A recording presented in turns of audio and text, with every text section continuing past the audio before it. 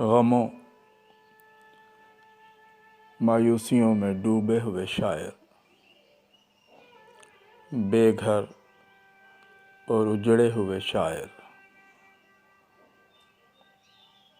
Fit پاتھوں اور پارکوں میں سونے والے شاعر ساغر صدیقی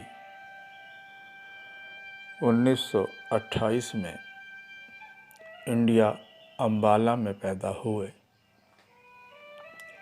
اصل نام محمد اختر تھا۔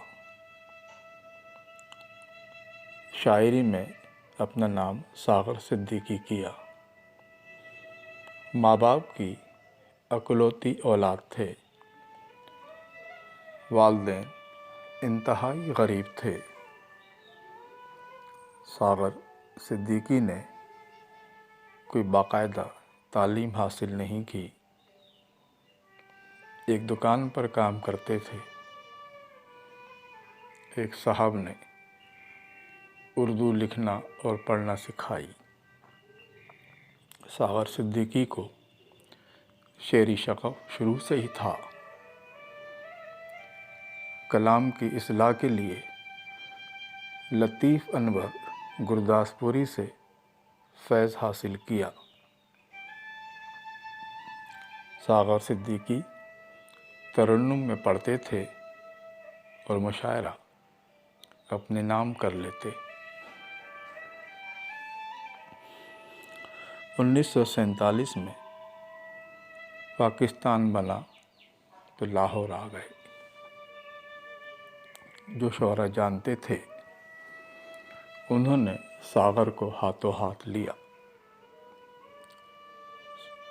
ساغر صدیقی نے مشاعروں میں شرکت شروع کر دی۔ اخبارات میں غزلیں چھپنے لگیں۔ اسی دوران فلم کی ایک مشہور شخصیت انور کمال پاشا نے فلمی دنیا میں متعارف کرا دیا۔ کئی فلمی نغمے لکھے۔ ساغر صدیقی نشے کے عادی تھے۔ مایوس تھے اپنی زندگی سے۔ اپنے لباس اور صحت پر توجہ نہیں دیتے تھے۔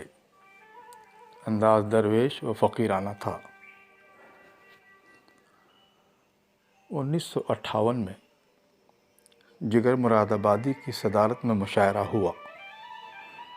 مشاعرہ مصرعِ طرح تھا۔ مصرع تھا: سجدہ گاہ عاشقاں پر نقش پا ہوتا نہیں۔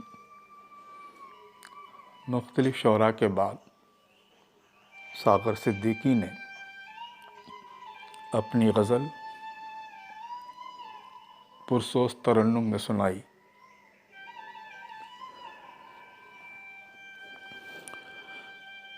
ایک وعدہ ہے کسی کا جو وفا ہوتا نہیں، ورنہ ان تاروں بھری راتوں میں کیا ہوتا نہیں۔ جی میں آتا ہے الٹ دیں ان کے چہرے سے نقاب، حوصلہ کرتے ہیں حوصلہ ہوتا نہیں۔ شمع جس کی آبرو پر جان دے دے جھوم کر، وہ پروانہ جل تو جاتا ہے فنا ہوتا نہیں۔ ہر شناور کو ملتا نہیں تلاتم سے خراج، ہر سفینے کا محافظ ناخدا ہوتا نہیں۔ ہر بھکاری پا نہیں سکتا مقام خواجگی، ہر کس و ناکس کو تیرا غم عطا ہوتا نہیں۔ بارہا ساغر دیکھا ہے راہ گزار عشق میں، کارواں کے ساتھ اکثر رہنما ہوتا نہیں۔ ساغر کی اس غزل سے شعراء اور حاضرین جھوم اٹھے۔